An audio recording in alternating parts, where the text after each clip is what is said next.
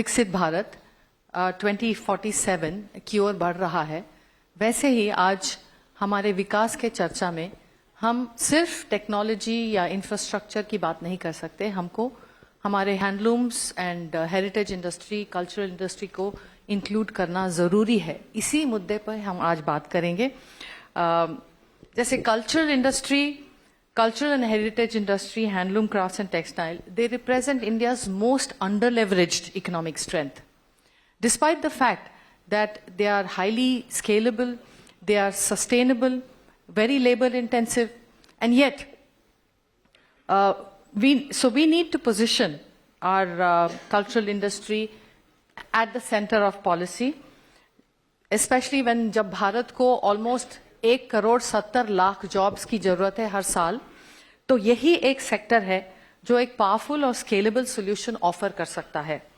Schemes like PM's Vishwakarma Yojana signal a very positive shift, recognising that traditional artisans, हमारे जो traditional कारीगर हैं, they are not beneficiaries, in fact they are economic contributors. Hence it's very clear that in a country like India, bringing culture and heritage to the center of policy is no more a choice, it is a necessity.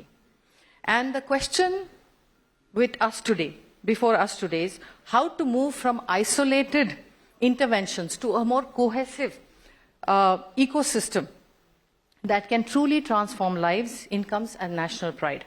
तो आज का मुद्दा सिर्फ गांव और शहर का नहीं है, आज का मुद्दा उनके गांव में हमारी आमदनी और उनके कारीगरों के भेद का है।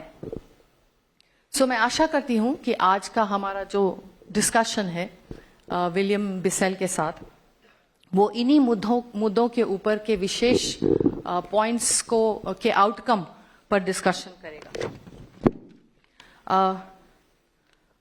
William, let me welcome you to OTV4Sight's first event in Delhi. William Bissell is the Managing Director of Fab India, a platform that consistently connects urban consumers with rural producers, proving that traditional skills can thrive in modern consumer economy. William जी, आपने इतने सालों से handloom sector में काम किया है, बहुत अच्छा काम किया है, एंड आई थिंक मैं बहुत गर्व से बोल सकती हूँ कि आप हैंडलूम के किंग भी माने जाते हैं, बोल सकती हूँ। एंड तो आपके नजरिए में पीएम के जो विश्वकर्मा का स्कीम है, उसमें जो कारीगरों को सेंटर या कल्चर एंड हेरिटेज इंडस्ट्री को जो सेंटर स्टेज दिया गया है, उससे सही माने में will we see an incremental change और will we see a transformational change?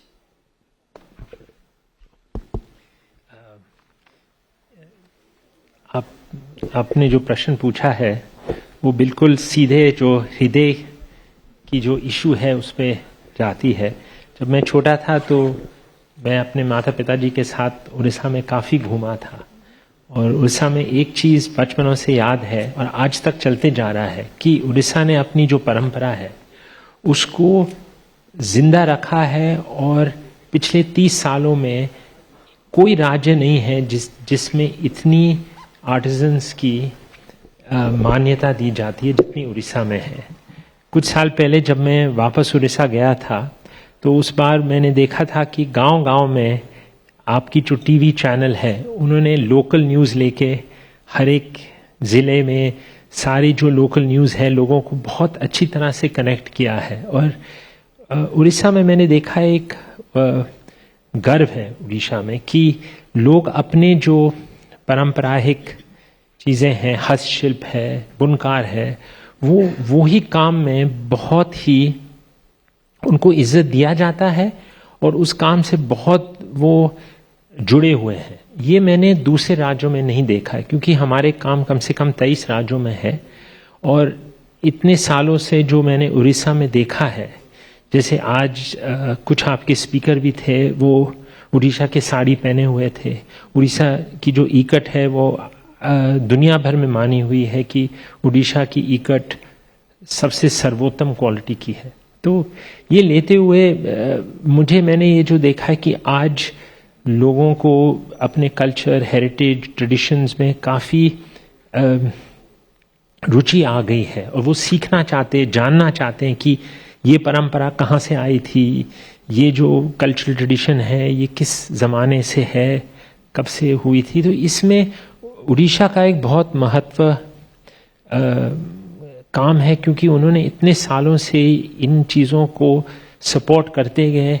Government से सपोर्ट आई और एनजीओज और दूसरे लोगों ने भी, और बायर्स ने भी बहुत सपोर्ट किया। तो ये उड़ीसा की एक अनमोल खजाना है जैसे मैं देखता हूँ। तो most importantly I think we take a lot of pride in the fact that Prime Minister Modi ji has recognized and put at the center the development of handicrafts, artisans through the PM Vishwakarma scheme. It is a nationwide scheme. It has touched millions of artisans and it is something that could be truly transformational. अब जहाँ तक सारे जो बड़े economist हैं वो कहते हैं कि रोज़गार एक सबसे महत्व इशू है, तो कोई इकोनॉमिस्ट मुझे बोल रहे थे कि आज 3 इश्यूज हैं, रोज़गार, रोज़गार और रोज़गार। तो वो कहने लगे थे कि इतनी महत्वपूर्ण है रोज़गार देना इलाकों में जिसे गवर्नमेंट एस्पिरेशनल डिस्ट्रिक्ट्स कहती हैं। तो उन डिस्ट्रिक्ट्स में रोज़गार लोगों को देना एक बहुत गवर्नमेंट की फोकस हो गई है। उस काम में मैं आपसे कहना चाहता हूँ कि हस्तशिल्प और हैंडीक्राफ्ट प्रोडक्ट्स एक बहुत एक रोज़गार की एक मल्टीप्लायर इफेक्ट कर सकते हैं और इनकम्स उन्हीं कम्युनिटीज़ में दे सकते हैं जहाँ पे सबसे ज़रूरत हो उन इनकम्स की।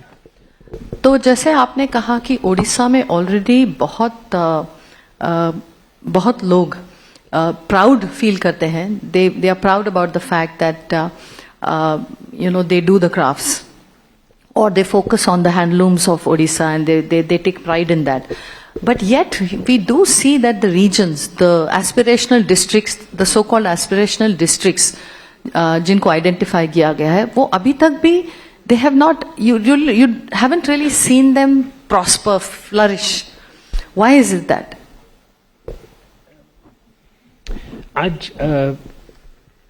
जो आज का कंज्यूमर है वो बहुत ही कंफ्यूज हो गया है, क्योंकि चारों तरफ से advertising, social media, products, imported products, बहुत सी चीज़ें अब आ गई हैं। जैसे मैं आपको एक चीज़ बताता हूँ कि अगर एक छोटी सी, अगर लोग हर हफ्ते में एक दिन अपने हस्तशिल्प के प्रोडक्ट्स पहने तो जितने भी अनएम्प्लॉयमेंट होगी एस्पिरेशनल डिस्ट्रिक्ट्स में वो हट जाएगी।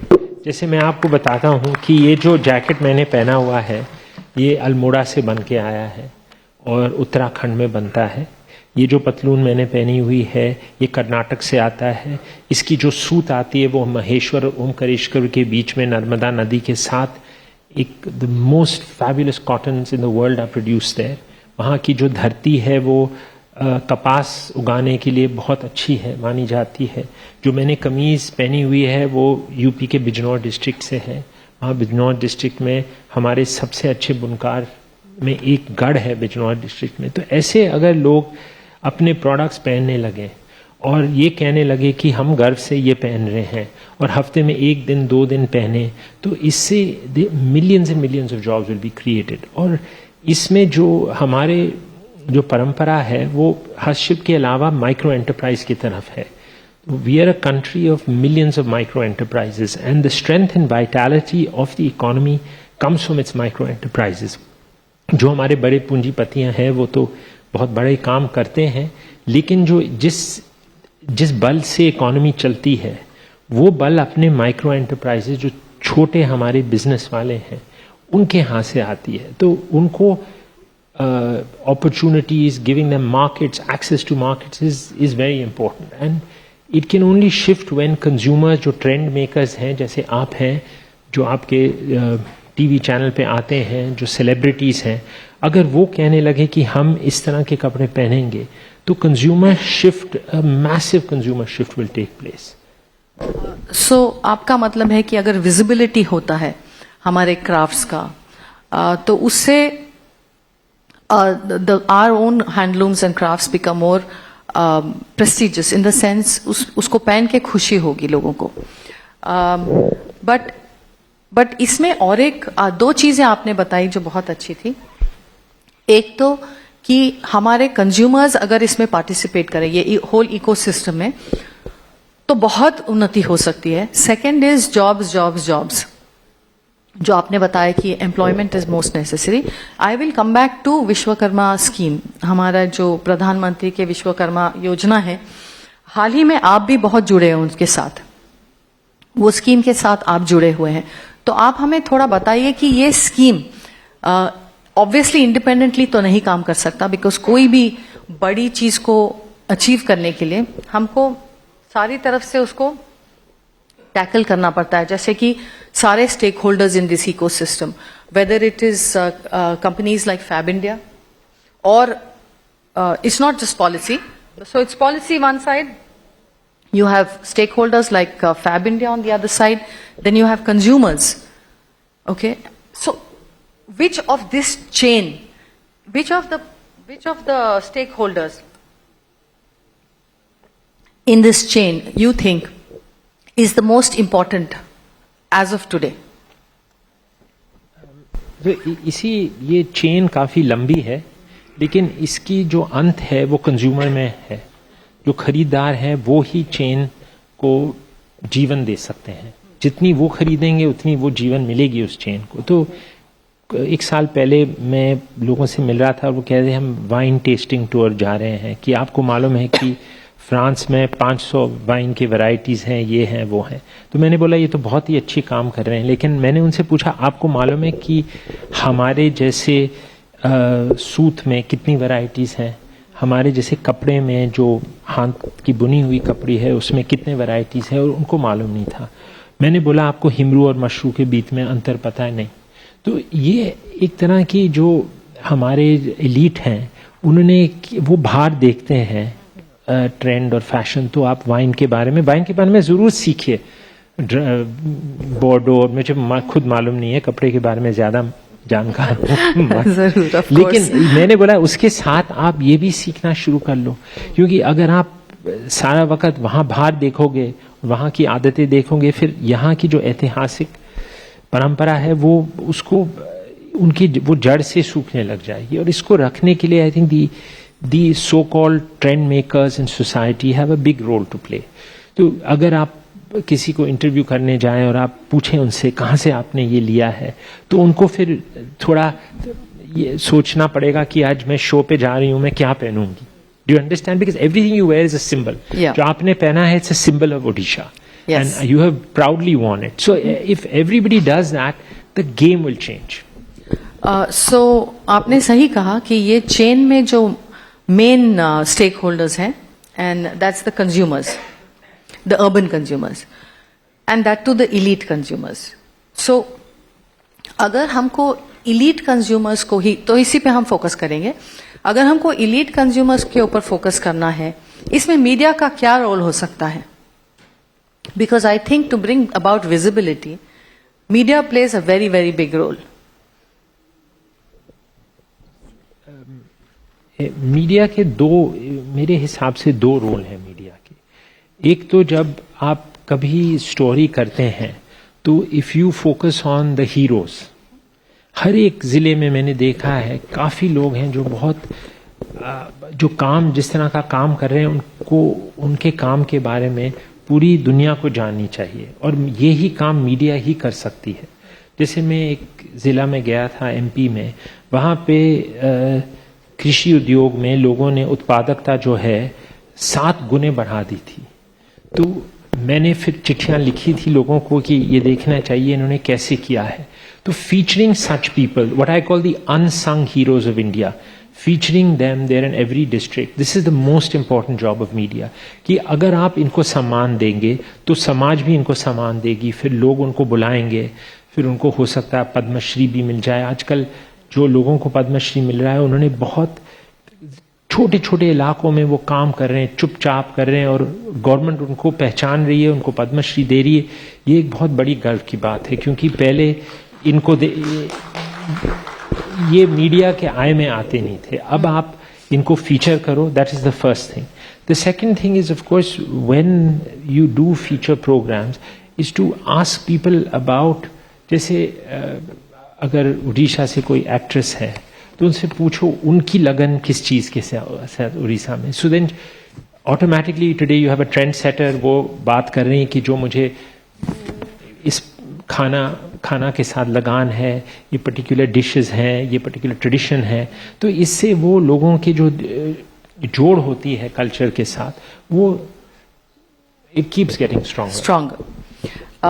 So talking about respecting our craftsmen, जैसे आपने कहा अच्छे क्राफ्ट्समैन को हम लाकर पद्मश्री देंगे तो उससे उनको भी मोटिवेशन मिलेगी और बाकियों को भी. जैसे Japan respected its craftsmen and income followed. Italy never hid its small workshops, it turned them into symbols of quality. Korea invested in storytelling and the culture became a global economy. तो हम लोग यहाँ पर India में क्या कर सकते हैं जो हमको सिमिलर सक्सेस मिल सके? पिछले 5-6 सालों से काफ़ी बिजनेस हाउसेस ने म्यूजियम्स खोलने शुरू कर दिए हैं.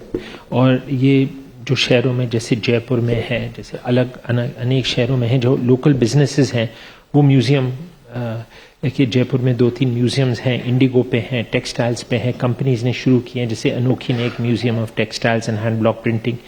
These are really important because I see school kids going to these museums. And वो जो स्कूल के जो विद्यार्थी हैं म्यूजियम में जाके उनको एक एहसास होता है कि ये काम हो सकता है, ये हुआ है और इसका सामान दिया जा रहा है. So I think that this move towards businesses that are creating museums is a very good move. And along with featuring this and giving, ensuring that people get recognized quickly, that ऐसे नहीं हुई वो 80 साल की उम्र में उसको कुछ मिले. अगर वो 30 साल की उम्र में उसको recognition मिला जाए और आप जैसे अपने चैनल में फीचर करें, फिर वो दूसरों के नज़ारे में भी पड़ जाता है. परफेक्ट. आज भी अगर देखा जाए तो सिनेमा बिग स्क्रीन का सीरियसनेस है अभी भी, fortunately despite OTT platforms and everything else. तो सिनेमा हमने देखा है कि स्पोर्ट्स के एरिया में हमने देखा है, when cinema focused on a subject that is sports, women sports, basically women doing men sports, and broke that taboo, there was a huge change. Do you think cinema can do the same thing in this sector, handloom? Or you think it's difficult to create that storytelling? It's difficult to create the storytelling because most popular cinema is guided by trends. And the money is where the trends are. So if you want to make a movie about something and you don't get financing, making a film is a very expensive undertaking. But one thing... Jaggi, that I see has not changed in people. Recently one was hearing, अच्छा newspapers कौन पढ़ेंगे, अब तो सब internet पे आ गया है. But whenever somebody is proud about somebody in their family, किसी के बारे में छापा गया है, they don't show me something on the internet. They show me the newspaper. Because there is such a pride in having your son or daughter's name in the newspaper that they save the copy of the paper. And today, even in spite of the fact that everybody says with this new digital age newspapers are dying, I think that people still love to see the newspaper. Similarly, if you have stories from districts, people will love to be featured in those stories and they will share those links with millions of people because there is nothing better than being recognized, especially for people who don't normally get recognized. And I see that that's the most important role channels like yours will play. Of the many aspects that one needs to tackle in order to make this industry successful, what are the 3 things you would choose as the absolute focus areas in order to make the change? Employment, of course, is already happening. But I think more than employment, I think it is the gap between the earning and the skill.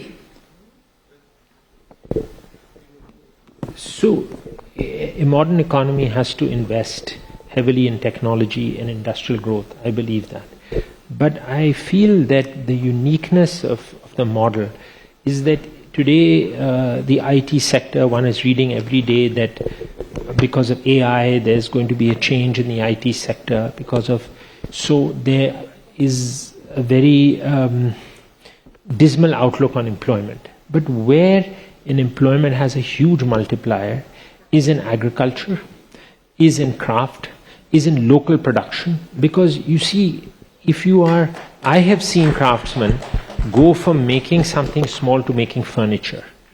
And today, I will tell you the story of Jodhpur. In 1997, we started working with some small artisans in Jodhpur, making boxes, wooden boxes. वो बचे हुए लकड़ी की बनती थी. And Jodhpur doesn't have any wood. Jodhpur does not have any natural wood. But what today has happened is Jodhpur has become the furniture hub of India, and it is exporting furniture abroad. And some of those smaller units have grown into huge factories. So today it has become an industrial powerhouse, from becoming a place where craftspeople used to make small boxes, this big the box was. Today they're making beds that are selling for 10 lakhs. So when I see that, I see the potential in every district of specializing and supporting the industries. And Jodhpur has been an example of that because there's no wood in Jodhpur. One final question to wrap this up. You've seen this sector evolve. What has changed most in the recent years? And what worries you most about the future of handlooms, which may not have existed 20 years ago? I think that I don't have many worries. I think that a new generation of young people is coming here who are very proud, who are not going to look to the West or other models. They're going to draw inspiration from their own traditions. And I think when those young adults grow older and they become consumers, they are going to shape the world by their consumer preferences. We are seeing a huge surge in domestic tourism, massive surge in domestic tourism by people traveling from one part of the country to the other. I have been going to many sites and I'm amazed at how beautifully kept they are. Millions of people are traveling. I have no concerns for the future. I think the future is going to be very bright. I wish I was 20 years younger. That's my only concern. So do I. Yes. So thank you so much, William Ji. It was really wonderful to have you with us and to talk about it. And I hope that the audience has got something from it. And I think the message that we should take is wear handloom.